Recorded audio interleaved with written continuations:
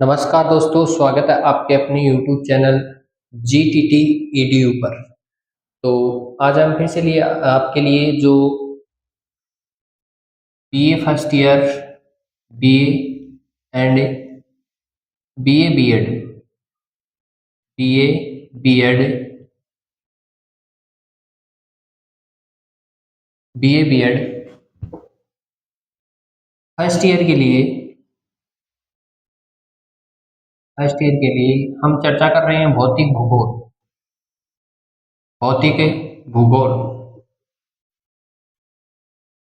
आज का हमारा जो विषय है वो भौतिक भूगोल, और भौतिक भूगोल के अंदर भी हमने क्या है, लास्ट जो क्लासें थी उन क्लासों के अंदर हमने बहुत सारी जो जानकारी है वो प्राप्त की थी।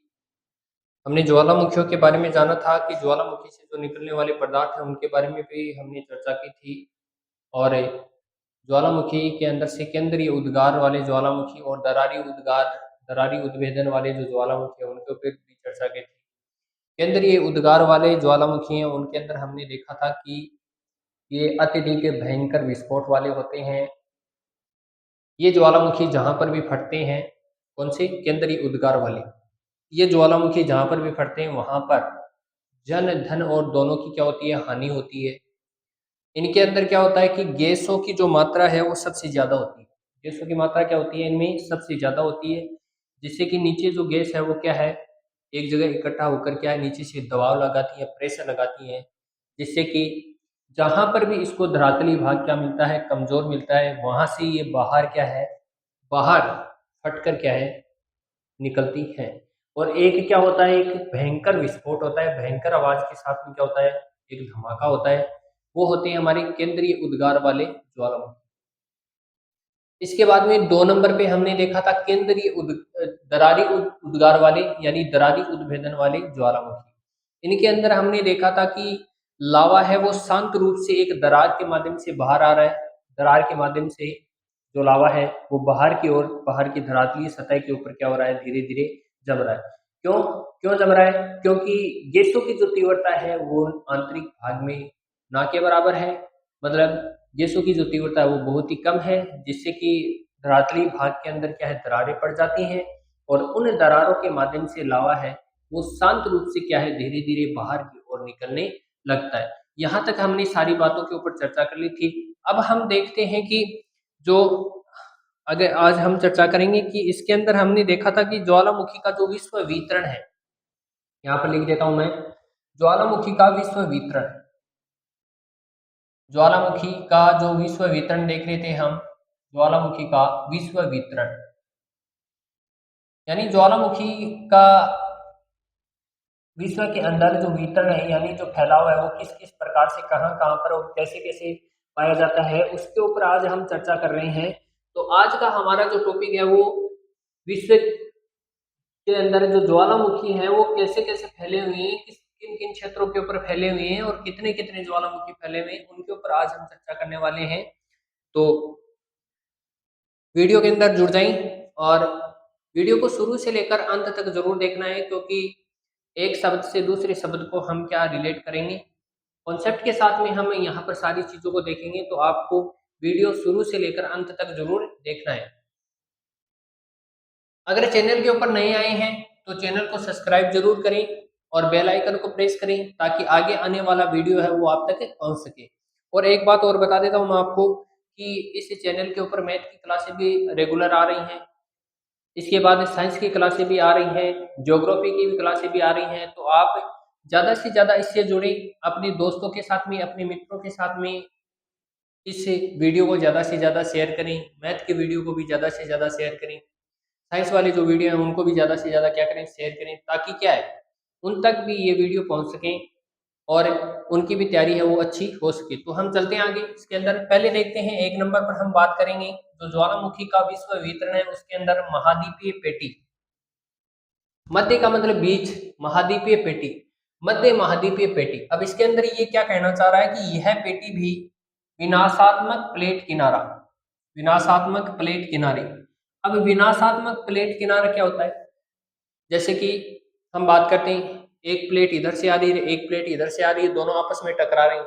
अब एक मतलब एक गाड़ी इधर से आ रही है, एक गाड़ी इधर से आ रही है, दोनों जब टकराएंगी तब विनाश ही होगा। क्या होगा? विनाश।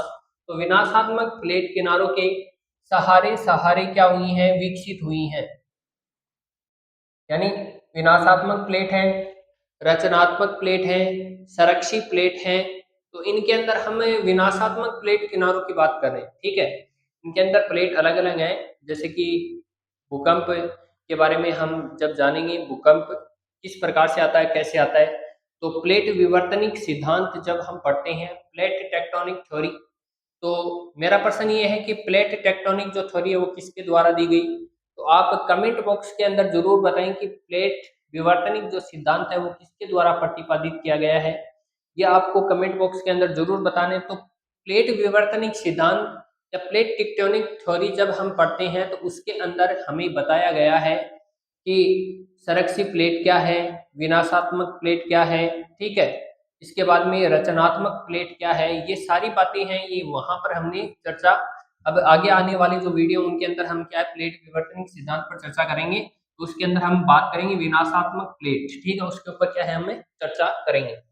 जो अंटार्कटिक महासागर, कौन से महासागर? अंटार्कटिक महासागर के बिल्कुल मध्य यानी बीच के अंदर, बिल्कुल मध्य हम बात करेंगे केप वर्डे से प्रारंभ होकर, बिल्कुल मध्य एक स्थान है हमारा केप वर्डे, यहाँ से प्रारंभ होकर भूमध्य सागर, यहाँ से प्रारंभ होकर कहाँ तक? भूमध्य सागर। अब भूमध्य सागर से आगे की तरफ भी देखते हैं। इसके अंदर शामिल है पश्चिमी एशिया। कौन सा इसे शामिल है? पश्चिमी एशिया। इसके बाद हिमालय की तलहटी, कौन सी?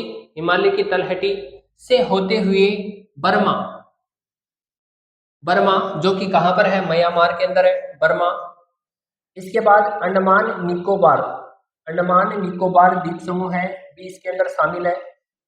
इसके बाद इंडोनेशिया, इंडोनेशिया से परिप्रशांत मेखला में क्या हो जाती है? मिल जाती है। इसमें मिल जाती है इंडोनेशिया से परिप्रशांत मेखला के अंदर क्या हो जाती है? ये मध्य महाद्वीपीय पेटी क्या हो जाती है? मिल जाती है। तो आपको ध्यान कर क्या रखना है कि मध्य महाद्वीपीय पेटी ज्वालामुखियों के अंदर हम बात करेंगे तो यह पेटी भी विनाशात्मक प्लेट किनारों के सहारे सहारे विकसित हुई है, जो अंटार्कटिक महासागर के बिल्कुल मध्य यानी बीच में से केप वर्डे, कहां से? तो यहां लिख लेता हूं मैं केप वर्डे, केप वर्डे से प्रारंभ होकर, ठीक है, बीच वाला नहीं देखना है, लास्ट के अंदर आते हैं तो इंडोनेशिया से परिप्रशांत मेखला के अंदर मिल जाती है। किसमें मिल जाती है? परिप्रशांत मेखला, परिप्रशांत मेखला के अंदर क्या हो जाती है? मिल जाती है। मतलब शुरू का पॉइंट ये हो गया और लास्ट का पॉइंट परिप्रशांत मेखला, ठीक है। बीच के अंदर अगर हमें बात ध्यान में रखनी है तो वो ध्यान में क्या रखना है कि भूमध्य सागर हो गया, भूमध्य सागर के बाद में पश्चिमी एशिया हो गया, पश्चिमी एशिया के बाद में हिमालय की तलहटी हो गई, ठीक है। इसके बाद में बर्मा हो गया जो कि म्यांमार के अंदर है, अंडमान एंड निकोबार द्वीप समूह हो गया, इंडोनेशिया हो गया, ठीक है। ये तीन चार शब्द हैं, ये याद रखने हैं। पहला केप वर्डे याद रख लो, इसके बाद में परिप्रशांत मेखला है, ये याद रख लो। इसके बाद में 2 नंबर पे आता है, देखो 2 नंबर पे मध्य अंटार्कटिक ज्वालामुखी पेटी, मध्य अंटार्कटिक ज्वालामुखी पेटी, इसके बारे में देख लेते हैं।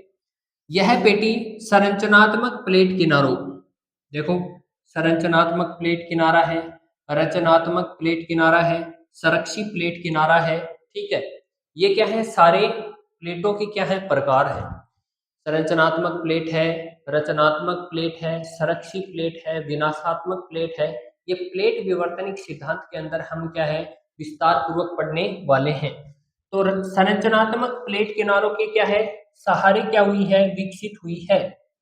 भूगर्भिक सहवनीय चक्कर, भूगर्भिक मतलब भूमि के अंदर, भूगर्भिक मतलब भूमि के आंतरिक भाग के अंदर सहवनीय चक्कर, ठीक है। सहवनीय चक्कर की दिशा अपसारी प्रकार की है। अपसारी और अभिसारी आपने पढ़ा है, आप जानते हो अपसारी और अभिसारी। अभिसारी प्रकार की है, अपसारी प्रकार की है। अतः संबंधित प्लेट एक दूसरे से दूर विस्थापित हो रही है। विस्थापित का मतलब एक दूसरे से दूर जाना, विस्थापित होने का मतलब क्या है? एक दूसरे से दूर जा रही है प्लेट। पहले संबंधित प्लेट एक दूसरे से क्या है, दूर विस्थापित हो रही है। मतलब कहने का मतलब ये प्लेट है दो, और ये इधर जा रही है और ये इधर जा रही है, मतलब एक दूसरे से क्या है, दूर विस्थापित हो रही है। ठीक है, ये तो क्या है, नजदीक है, ये क्या है, दूर है, तो दूर विस्थापित हो रही है। ठीक है, एक बार आप इसका स्क्रीनशॉट ले लें, इसके बाद में आगे चर्चा करते हैं।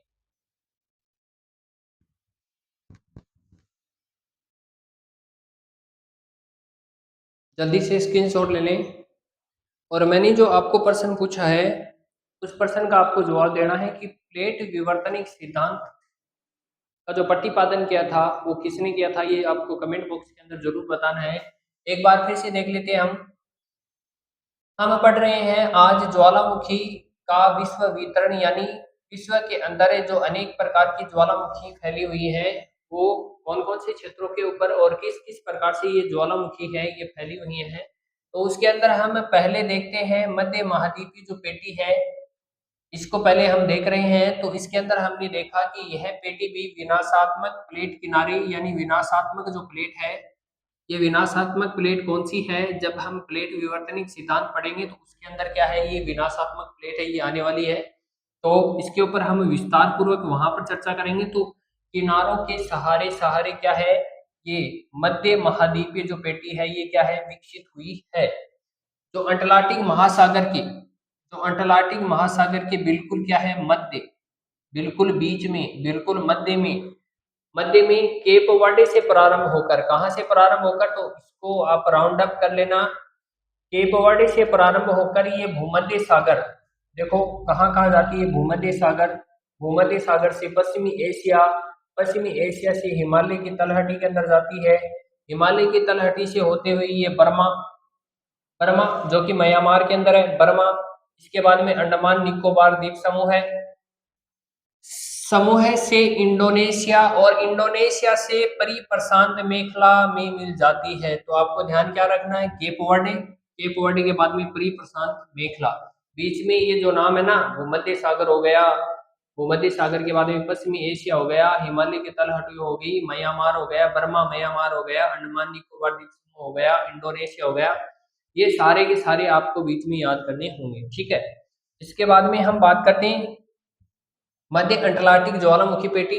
तो इसके अंदर हम देखते हैं कि यह पेटी संरचनात्मक प्लेट किनारों के सहारे, तो मैंने आपको बताया ना, संरचनात्मक, रचनात्मक, विनाशात्मक, ठीक है, इसके बाद में संरक्षित प्लेट, ये सारे उसके अंदर आने वाले हैं। प्लेट किनारों के सहारे विकसित हुई है भूगर्भिक संवहनीय चक्र, भूगर्भिक मतलब भूमि के आंतरिक भाग के अंदर जो चलने वाली क्या है, संवहनीय धाराएं हैं, संवहनीय चक्र से संबंधित जो क्या है, हवाएं हैं, गैसें हैं, दबाव लगता है किस प्रकार का, कैसे, ठीक है, कि दिशा अपसारी प्रकार की है, अभिसारी, अपसारी, ठीक है, ये सारी बात आपकी आपके सामने आई हुई है, आपको क्या है, पता है इन बातों का। अतः संबंधित प्लेट एक दूसरे से दूर विस्थापित हो रही है, विस्थापित होने का मतलब जा रही हैं, एक दूसरे से दूर हट रही हैं, पीछे हट रही हैं। ठीक है, ठीक है, समझ में आ गया बात।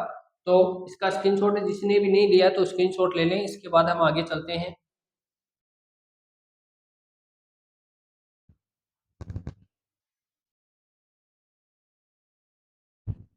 इसके बाद हम थोड़ा सा और देख लेते हैं मध्य अंटार्कटिक ज्वालामुखी पेटी के बारे में। ये क्या है, मध्य अंटार्कटिक ज्वालामुखी पेटी, मध्य अंटार्कटिक ज्वालामुखी पेटी, ज्वालामुखी पेटी, मध्य अटलांटिक की ज्वालामुखी पेटी, जिसके अंदर थोड़ा सा बच गया था उसको देख लेते हैं, उसके बाद आगे चलते हैं हम। मध्य अटलांटिक ज्वालामुखी पेटी के अंदर आगे बता रहा है कि परिणाम स्वरूप मध्य अटलांटिक से यह दरार के माध्यम से विस्तारित हो रही है। कहने का तात्पर्य ये है कि दरार के माध्यम से क्या है, ये जो पेटी है ये आगे की तरफ बढ़ रही है, विस्तारित हो रही है, इसका विस्तार क्या है, हो रहा है। इस पेटी का विस्तार मध्य अटलांटिक कटक के सहारे उत्तर में नॉर्वे, उत्तर में अगर हम बात करेंगे तो नॉर्वे से, नॉर्वे के स्पीट वर्जिन नामक का क्या है, नॉर्वे के अंदर एक द्वीप है, वहां से, इस द्वीप से होकर दक्षिण में अंटार्कटिका, दक्षिण में कौन सा है, अंटार्कटिका का कौन सा द्वीप, बोवेट द्वीप। तो नॉर्वे का स्पिटवर्जन द्वीप और दक्षिण में अंटार्कटिका का बोवेट द्वीप तक लगभग कितना 14,400 किलोमीटर तक विस्तारित है। कौन? मध्य अंटार्कटिक ज्वालामुखी पेटी। ठीक है, यानी नॉर्वे का तो स्पिटवर्जन द्वीप से लेकर और कहां तक, अंटार्कटिका का बोवेट द्वीप तक लगभग कितना, तो 14,400, कितना है 14,400 किलोमीटर क्या है, विस्तारित है। याद रखना, कहां से लेकर कहां तक, स्पिटवर्जन द्वीप से लेकर बोवेट द्वीप। स्पिटवर्जन द्वीप नॉर्वे और ये अंटार्कटिका के अंदर है बोवेट द्वीप। यहां तक हम बात करेंगे तो 14,400 किलोमीटर तक विस्तृत है। यहाँ दरार सामान्यतः, देखो ये लाइन बहुत ही इंपॉर्टेंट है, यह दरार सामान्यतः शांत लावा को प्रकट करती है। यानी कहने का तात्पर्य है कि दरार के माध्यम से शांत लावा है वो धरातलीय भाग के ऊपर बाहर की ओर क्या है, निकल रहा है। तो एक बार आप इसका स्क्रीनशॉट ले लें जल्दी से।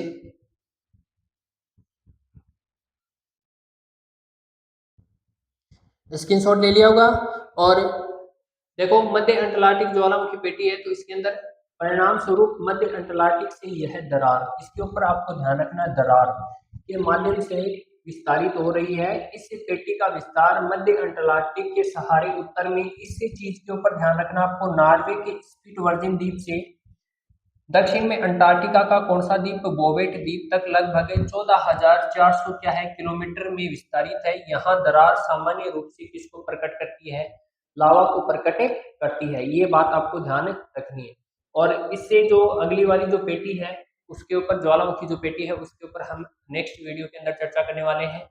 तो वीडियो कैसा लगा, और मैंने एक क्वेश्चन भी आपको पूछा है, उसका जो आंसर है वो कमेंट बॉक्स के अंदर आपको देना है।